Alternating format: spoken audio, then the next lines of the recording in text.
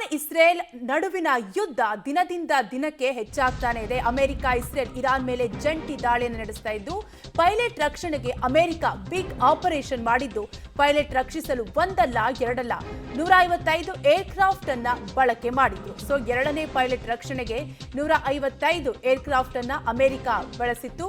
ಈ ಪೈಕಿ 4 bomber, 64 fighter, 48 refilling tanker ಅನ್ನ ಬಳಸಿದ್ರು. ಸೊ 13 ರೆಸ್ಕ್ಯೂ ಏರ್ಕ್ರಾಫ್ಟ್ ಬಳಸಿದ್ದ ಅಮೆರಿಕ ಸೇನೆ.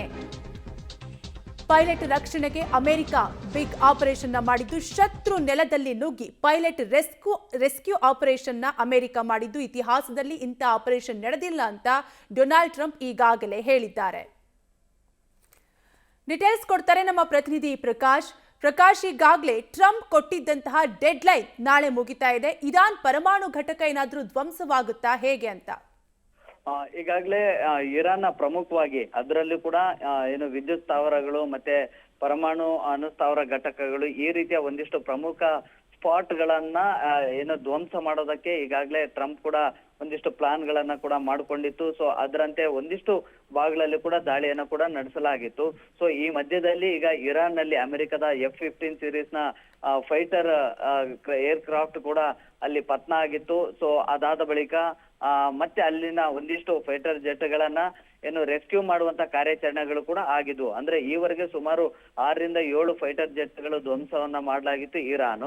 ಸೊ ಇತ್ತೀಚೆಗೆ ಮತ್ತೊಂದು ಫೈಟರ್ ಜೆಟ್ ಕೂಡ ಅಲ್ಲೇ ಲಾಕ್ ಆಗಿತ್ತು. ಸೊ ಅಲ್ಲಿನ ಪೈಲಟ್ ಅನ್ನ ರಕ್ಷಣೆ ಮಾಡೋದಕ್ಕೆ ಅಮೆರಿಕ ನಿರಂತರವಾಗಿ ಕಾರ್ಯಾಚರಣೆಯನ್ನು ಕೂಡ ನಡೆಸ್ತಾ ಇತ್ತು. ಅದಕ್ಕೆ ಸುಮಾರು ಒಂದಿಷ್ಟು ರೆಸ್ಕ್ಯೂ ಟೀಮ್ ಗಳನ್ನ ಕೂಡ ಮಾಡಿಕೊಳ್ಳಲಾಗಿತ್ತು. ಅಂದ್ರೆ 13 ರೆಸ್ಕ್ಯೂ ಏರ್ ಕ್ರಾಫ್ಟ್ ಗಳನ್ನ ಬಳಸ್ಕೊಂಡು ಅಲ್ಲಿನ ಏನು ಸಿಬ್ಬಂದಿಗಳನ್ನ ತನ್ನ ಏನು ಫೈಟರ್ ಜೆಟ್ ನ ಸಿಬ್ಬಂದಿಯನ್ನ ಪೈಲಟ್ ಅನ್ನ ಉಳಿಸ್ಕೊಳ್ಳುವಂತ ಪ್ರಯತ್ನಗಳು ಕೂಡ ಆಗ್ತಾ ಇತ್ತು. ಅದಕ್ಕಂತಾನೆ ಒಂದಿಷ್ಟು ಸ್ಪೆಷಲ್ ಒಂದು ಆಪರೇಷನ್ ಅನ್ನ ಕೂಡ ಮಾಡಲಾಗಿತ್ತು. ಅದಕ್ಕಂತಾನೆ 155 ಏರ್ ಕ್ರಾಫ್ಟ್ ಗಳನ್ನ ಕೂಡ ಅಮೆರಿಕ ಬಳಕೆ ಮಾಡಿಕೊಂಡಿತ್ತು.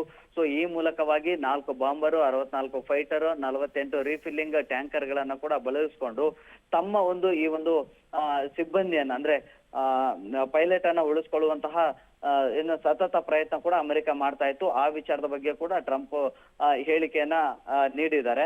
ಸೊ ಪ್ರಮುಖವಾಗಿ ಇರಾನ್ಗೆ ನಿರಂತರವಾಗಿ ದಾಳಿಯನ್ನ ನಡೆಸ್ತಾ ಇದ್ರು ಕೂಡ ಇರಾನ್ನ ಹಲವು ನಗರಗಳನ್ನ ಟಾರ್ಗೆಟ್ ಮಾಡಿಕೊಂಡು ಜೊತೆಗೆ ಜನವಸತಿ ಪ್ರದೇಶಗಳನ್ನ ಧ್ವಂಸ ಮಾಡ್ತಾ ಜೊತೆಗೆ ಪ್ರಮುಖವಾಗಿ ಆರ್ಥಿಕವಾಗಿ ಏನು ಇರಾನ್ಗೆ ಸಹಕಾರಿ ಆಗುವಂತ ಒಂದಿಷ್ಟು ವಿದ್ಯುತ್ ಸ್ಥಾವರ ಘಟಕಗಳಾಗಿರ್ಬೋದು, ಅಣುಸ್ಥಾವರ ಘಟಕಗಳು ಮತ್ತೆ ಈ ರೀತಿಯ ಕಮರ್ಷಿಯಲ್ ರೆವಿನ್ಯೂ ಏನ್ ಬರ್ತಾ ಇತ್ತು ಆ ಒಂದು ಕೇಂದ್ರಗಳ ಮೇಲೆ ಕೂಡ ಅಮೆರಿಕ ನಿರಂತರವಾಗಿ ದಾಳಿಯನ್ನ ನಡೆಸ್ತಾ ಇದೆ. ಹಾಗಿದ್ರೂ ಕೂಡ ಅದಕ್ಕೆ ಧೃತಿಗೆಡದೆ ನಿರಂತರವಾಗಿ ಇಸ್ರೇಲ್ ಹಾಗೂ ಅಮೆರಿಕದ ನೆಲಗಳ ಮೇಲೆ ಇರಾನ್ ಕೂಡ ನಿರಂತರ ಪ್ರತಿ ದಾಳಿಯನ್ನ ಕೂಡ ನಡೆಸ್ತಾ ಇದೆ. ಸೊ ಯಾವ್ದಕ್ಕೂ ಕೂಡ ಸೋಲನ್ನ ಒಪ್ಕೊಳ್ತಾ ಇಲ್ಲ. ಸೊ ಆ ಮೂಲಕವಾಗಿ ಈಗ ಅಮೆರಿಕಗೂ ಕೂಡ ನಡುಕ ಹುಟ್ಟುವಂತೆ ಈಗ ಪ್ರತಿ ದಾಳಿಯನ್ನ ಕೂಡ ಮಾಡ್ತಾ ಇದೆ. ಸೊ ಇದೇ ಕಾರಣಕ್ಕಾಗಿ ಈಗ ಟ್ರಂಪ್ ಕೂಡ ಏಕಕಾಲಕ್ಕೆ ದೊಡ್ಡ ಪ್ರಮಾಣದಲ್ಲಿ ದಾಳಿಯನ್ನ ನಡೆಸಬೇಕು ಅನ್ನುವಂತಹ ಚಿಂತನೆಯಲ್ಲಿದ್ದಾರೆ. ಅದಕ್ಕೆ ಸಂಬಂಧಪಟ್ಟಂತೆ ಒಂದಿಷ್ಟು ಸ್ಟ್ರಾಂಗ್ ಸ್ಟೇಟ್ಮೆಂಟ್ ಗಳನ್ನ ಕೂಡ ಕೊಟ್ಟಿದ್ದಾರೆ. ಸೊ ಹೀಗಾಗಿ 12 ದಿನದಲ್ಲಿ ಅತಿ ದೊಡ್ಡ ದಾಳಿ ಅಮೆರಿಕದಿಂದ ಆಗಬಹುದು ಅನ್ನುವಂತ ಸಾಧ್ಯತೆಗಳು ಕೂಡ ಇದಾವೆ.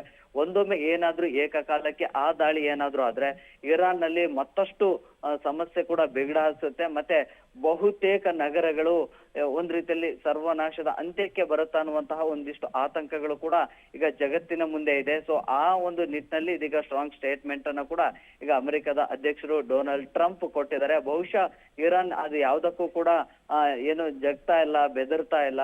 ನಿರಂತರವಾಗಿ ಆ ಒಂದು ಹೇಳಿಕೆಗಳಿಗೆ ಪ್ರತಿ ಹೇಳಿಕೆಗಳನ್ನ ಮತ್ತೆ ಒಂದೊಮ್ಮೆ ಏನಾದ್ರೂ ದಾಳಿಯನ್ನ ನಡೆಸಿದ್ರೆ ಅದಕ್ಕೆ ಪ್ರತಿಕಾರವನ್ನ ನಾವು ಅಂತೂ ತೀರಿಸ್ಕೊಳ್ತೀವಿ ಅನ್ನುವಂತ ನಿಟ್ಟಿನಲ್ಲಿ ಈಗ ಇರಾನ್ ನೂತನ ಸುಪ್ರೀಂ ಲೀಡರ್ ಮುಜ್ತಬಾ ಖಮೇನಿ ಕೂಡ ನೀಡ್ತಾ ಇದ್ದಾರೆ. ಬಹುಶಃ ಇದೆಲ್ಲವನ್ನ ನೋಡ್ತಾ ಹೋದ್ರೆ ಸೊ ಇದರ ಸ್ವರೂಪ ಮತ್ತಷ್ಟು ಹೆಚ್ಚಾಗುವಂತಹ ಸಾಧ್ಯತೆಗಳು ಕೂಡ ಇದಾವೆ. ಕಾವ್ಯ. Thank you Prakash ಡೀಟೇಲ್ಸ್ಗಾಗಿ.